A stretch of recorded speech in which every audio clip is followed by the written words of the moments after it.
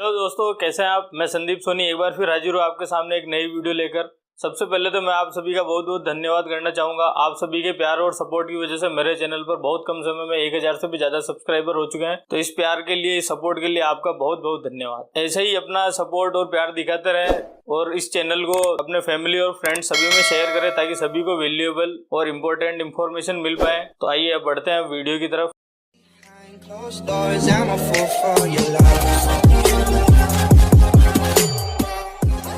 जब नोटबंदी हुई थी तब जिस फैक्ट्री या यूनिट या ऑफिस में जो वर्कर और एम्प्लॉय सालों से वहां वर्क कर रहे थे, उनमें से मैक्सिमम का ये रिस्पॉन्स था कि जो हुआ वो अच्छा हुआ, नोटबंदी एक अच्छा डिसीजन था, इससे अपने को कोई फर्क नहीं पड़ने वाला है, जो फर्क पड़ेगा वो ओनर को पड़ेगा, या जो भी प्रॉब्लम होने वाली है वो बिजनेस ओनर को होने वाली है, पे वर्कर को कोई इफेक्ट नहीं पड़ने वाला है। इस दौरान जब केस एक्सचेंज करवाने की लिमिट केवल 4000 रुपए प्रतिदिन की थी, तो जो भी बिजनेस ओनर्स थे उन्होंने वर्कर की हेल्प ली, जिससे डे टू डे होने वाले एक्सपेंसेज के लिए बिजनेस ओनर के पास कम से कम उतना पैसा तो हाथ में आ पाए।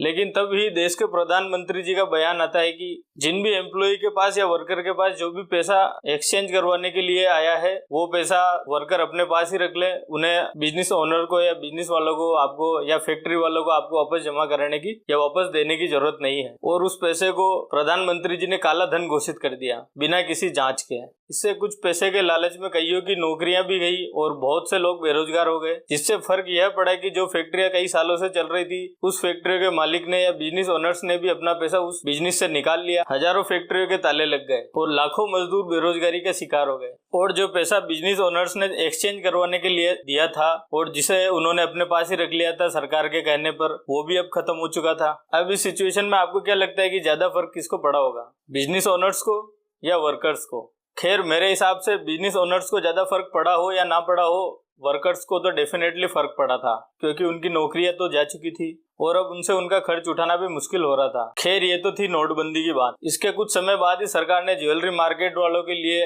एक और नए नियम की बंदूक तानी थी, जिसका नाम था excise duty. Mostly jewellery makers को तो यह पता भी नहीं था कि आखिर ये नया नियम है क्या। फिर हड़तालें हुई, जुलूस निकले, धरने हुए, ज्वेलरी वालों में आक्रोश था, लेकिन सरकार की तरफ से कोई रेस्पॉन्स नहीं आया। अभी तक बिजनेस वाले इस नियम को समझे भी नहीं थे कि सरकार की तरफ से एक और नया हथियार दाग दिया गया, जिसका नाम था जीएसटी। जहां लोग इनकम टैक्स को पूरी तरह से नहीं समझ पा रहे थे और इस डेट तक इनकम टैक्स भरने वालों का परसेंटेज बहुत कम था। इसमें सरकार को यह प्रयास करने चाहिए थे कि लोगों को जो इनकम टैक्स की बेसिक लिमिट है उससे आगे लाया जाए या उनकी इनकम के सोर्स को बढ़ाया जाए, ताकि वह अपनी इनकम को एक्सीड कर सके और इनकम टैक्स भरने के लिए एबल हो सके। लोगों को मोटिवेट किया जाना चाहिए था, उनके इनकम सोर्स को बढ़ाने की तरफ ध्यान देना चाहिए था और इनकम टैक्स पे करने वालों की संख्या को बढ़ाने की तरफ ध्यान देना चाहिए था। इस तरह से एक के बाद एक नियम लाके छोटे बिजनेस वालों को खत्म करने का सिलसिला जारी रहा और हाल ही में एक नया नियम लाया गया है जो ज्वेलरी मार्केट वालों के लिए है, HUID हॉलमार्किंग।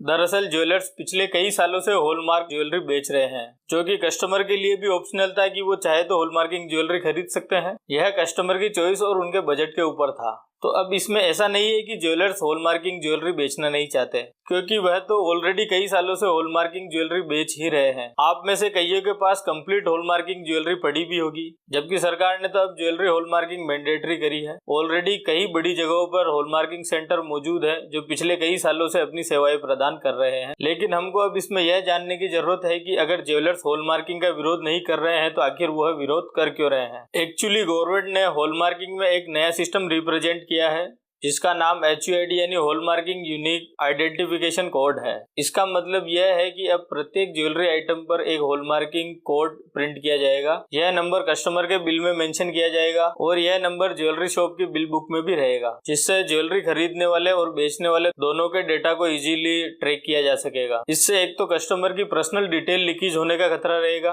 और दूसरा बेचने वाले को डेटा स्टोर करने के टफ प्रोसेस से गुजरना पड़ेगा। इस नए नियम से सेलर से ज्यादा बायर को रिस्क है कि उसने जितने अमाउंट की ज्वेलरी ली है उसका हिसाब उससे कभी भी लिया जा सकेगा। लेकिन फिर से बात वही आती है कि कस्टमर को लगता होगा कि ज्वेलरी बेचने वाले को प्रॉफिट का लॉस हो रहा होगा, तो अच्छा है ना, होने दो, अपने को कोई फर्क नहीं पड़ने वाला है। लेकिन मैं आपको यह बता दूं कि इस नए नियम से एडिशनल चार्जेज और मेकिंग चार्जेज बढ़ने वाले हैं, जिसका भुगतान भी कस्टमर को ही करना पड़ेगा और डेटा लीकेज होने का डर भी सबसे ज्यादा कस्टमर के लिए रहेगा। तो अब आपका यह सवाल होगा कि जब लॉस कस्टमर का है तो इसमें ज्वेलर्स हड़ताल पर क्यों है। ज्वेलर्स के स्ट्राइक करने के कुछ रीजन है, जिसमें सबसे पहला रीजन तो यह है कि वो नहीं चाहते हैं कि उनके कस्टमर की ज्वेलरी या उनके ऑर्डर की ट्रैकिंग की जाए।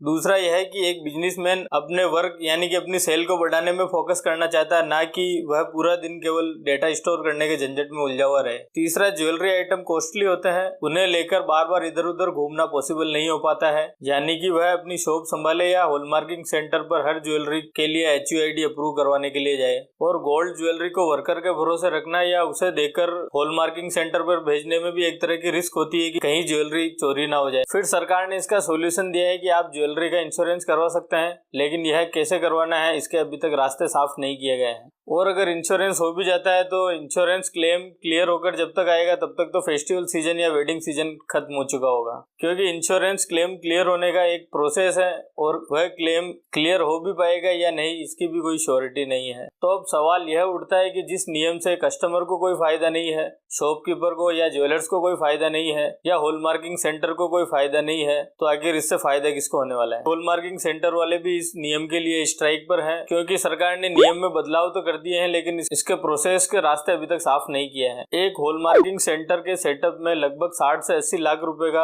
इन्वेस्टमेंट होता है, जिसमें एकदम से कोई बदलाव करना पॉसिबल नहीं है, ना ही और इन्वेस्ट करना पॉसिबल हो पाता है, क्योंकि ऑलरेडी देश पिछले 2 सालों से कोरोना के संकट से गुजर रहा है और ऊपर से सरकार के द्वारा अगर हॉलमार्किंग सेंटर निरस्त कर दिए जाते हैं तो यह उनके लिए बहुत ही बुरा है, क्योंकि उन्होंने एक बहुत बड़ा अमाउंट इसमें इन्वेस्ट कर रखा है। तो अब हम यह जान लेते हैं कि आखिर इस नियम से फायदा किसको होने वाला है। इस नियम का सीधा सीधा फायदा होने वाला है जो बड़े लेवल के बिजनेस होल्डर हैं या जो कंपनियां बड़े लेवल पर ज्वेलरी में डील कर रही है। एक्चुअली इस नियम में सरकार ने यह भी साफ कर दिया है कि कोई भी ज्वेलर्स अपने खुद का निजी हॉलमार्किंग सेंटर लगा सकता है। तो अब इससे यह साफ हो जाता है कि छोटे ज्वेलर्स या छोटे जोहरी जो है तो उनके बस में है नहीं हॉलमार्किंग सेंटर लगाना, या वह इतना अमाउंट हॉलमार्किंग सेंटर लगाने पर अफोर्ड नहीं कर पाएंगे। तो इससे साफ है कि पर्सनल हॉलमार्किंग मशीन तो केवल बड़ी कंपनियां या बड़े लेवल के बिजनेस ही लगा पाएंगे। और जैसा कि आप सबको पता है ज्वेलरी का बिजनेस एक सीजनेबल बिजनेस है, तो जो लोकल और छोटे ज्वेलर्स है उनके लिए तो 1 या 2 हॉलमार्किंग सेंटर के ऑप्शन ही बच पाएंगे, जिस पर ऑलरेडी बहुत रश होगा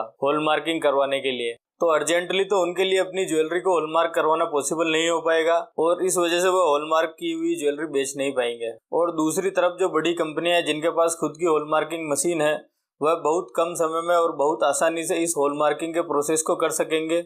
इस वजह से इनकी सेल तो बढ़ेगी ही, लेकिन साथ ही छोटे व्यापारियों की सेल ना के बराबर हो जाएगी। खैर, अब सरकार तो आपकी बात सुनने वाली है नहीं, क्योंकि सरकार तो खुद ही इन बड़ी कंपनियों को सपोर्ट कर रही है या प्रमोट कर रही है। तो अब ऐसे में आपको क्या करना चाहिए? तो अब मैं आपसे एक मुद्दे की बात करना चाहूंगा। जब फर्स्ट टाइम लॉकडाउन लगा था तब कुछ ही दिनों में सरकार ने PM फंड की घोषणा कर दी थी और माननीय मुख्यमंत्री जी ने भी फंड इकट्ठा करना शुरू कर दिया था। और जो मजदूर या वर्कर जो जहाँ वर्क कर रहे थे वहीं फंस चुके थे, जिनके लिए सरकार ने रहने खाने और पीने के लिए कोई उचित व्यवस्था नहीं करी थी, और बहुत से मजदूर सड़कों पर अपने घर जाने के लिए निकल चुके थे, जो कि खाने तक को मोहताज हो गए थे। तो उनकी हेल्प के लिए वही लोकल छोटे व्यापारी आगे आए थे और समाज के भामाशाह आगे आए थे, जिन्होंने उनके रहने खाने पीने की व्यवस्था कराई थी और कईयों की भूख प्यास मिटाई थी। सभी ने अपने अपने तरीके से अपनी सेवाएं प्रदान की थी। तो जब यही छोटे व्यापारी आपके लिए हर समय तैयार रहते हैं, तो जब उनके लिए सरकार कोई नया नियम लाती है जो कि उनके व्यापार के लिए उचित नहीं होता है, तो तब आपको भी उनके प्रति अपना सपोर्ट दिखाना चाहिए, ना कि आपको यह भावना रखनी चाहिए कि अच्छा है,